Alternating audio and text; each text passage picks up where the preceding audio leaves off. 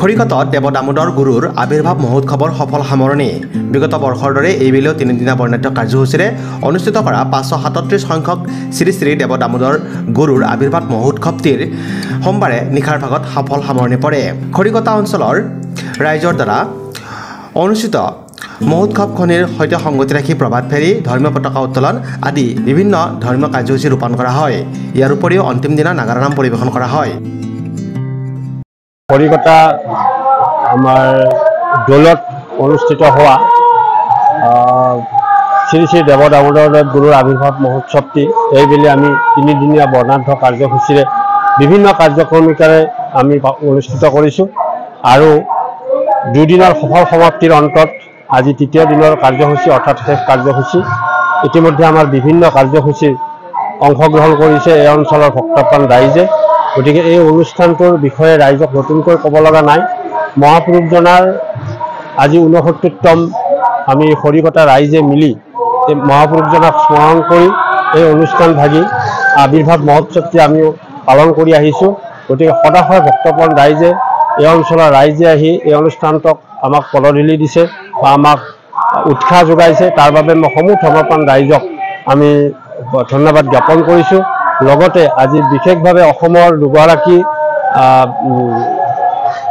দুগৰাকী পাঠকক আমি আমন্ত্ৰণ কৰিছিলোঁ। তেখেতসকলে ইতিমধ্যে নাম পৰিৱেশন কৰি আছে আৰু তাৰ মাজতে আমাৰ বিভিন্নজন শুভাকাংক্ষী আহি আমাক দেখা কৰিছে। ইতিমধ্যে আমাৰ ডক্টৰ সৌৰভ ডেকা ডাঙৰীয়াই বন্তি প্ৰজ্বলন কাৰ্যসূচী তেখেতে ৰূপায়ণ কৰিছে। গতিকে তেখেতকো আমি ধন্যবাদ জ্ঞাপন কৰিছোঁ। গতিকে সকলো ক্ষেত্ৰতে আজি আমি সফল সমাপ্তি ইতিমধ্যে হ'বলৈ গৈ আছে। গতিকে সমূহ ৰাইজক মই পুনৰবাৰ শ্ৰদ্ধা অভিনন্দন জ্ঞাপন কৰিছোঁ। ধন্যবাদ। খৰিকটা আমাৰ দৌলত অনুষ্ঠিত হোৱা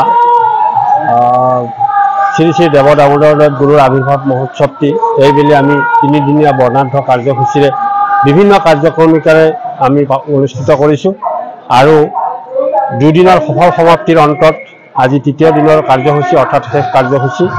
ইতিমধ্যে আমাৰ বিভিন্ন কাৰ্যসূচীত অংশগ্ৰহণ কৰিছে এই অঞ্চলৰ ভক্তপ্ৰাণ ৰাইজে। গতিকে এই অনুষ্ঠানটোৰ বিষয়ে ৰাইজক নতুনকৈ ক'ব লগা নাই। মহাপুৰুষজনাৰ আজি 69তম আমি খৰিকটা ৰাইজে মিলি এই মহাপুৰুষজনাক স্মৰণ কৰি এই অনুষ্ঠানভাগী আবিৰ্ভাৱ মহোৎসৱটি আমি পালন কৰি আহিছোঁ। গতিকে সদাশয় ভক্তপ্ৰাণ ৰাইজে এই অঞ্চলৰ ৰাইজে আহি এই অনুষ্ঠানটোক আমাক পদধূলি দিছে বা আমাক উৎসাহ যোগাইছে। তাৰ বাবে মই সমূহ ধৰ্মপ্ৰাণ ৰাইজক আমি ধন্যবাদ জ্ঞাপন কৰিছোঁ। লগতে আজি বিশেষভাৱে অসমৰ দুগৰাকী পাঠকক আমি আমন্ত্ৰণ কৰিছিলোঁ।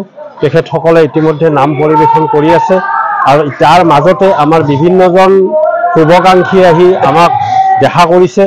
ইতিমধ্যে আমাৰ ডক্টৰ সৌৰভ ডেকা ডাঙৰীয়াই বন্তি প্ৰজ্বলন কাৰ্যসূচী তেখেতে ৰূপায়ণ কৰিছে। গতিকে তেখেতকো আমি ধন্যবাদ জ্ঞাপন কৰিছোঁ। গতিকে সকলো ক্ষেত্ৰতে আজি আমি সফল সমাপ্তি ইতিমধ্যে হ'বলৈ গৈ আছে। গতিকে সমূহ ৰাইজক মই পুনৰবাৰ শ্ৰদ্ধা অভিনন্দন জ্ঞাপন কৰিছোঁ। ধন্যবাদ। বাইহাটা চাৰিআলিৰ পৰা সৌৰভ দাসৰ ৰিপৰ্ট, নিউজ এক্সপ্ৰেছ অসম।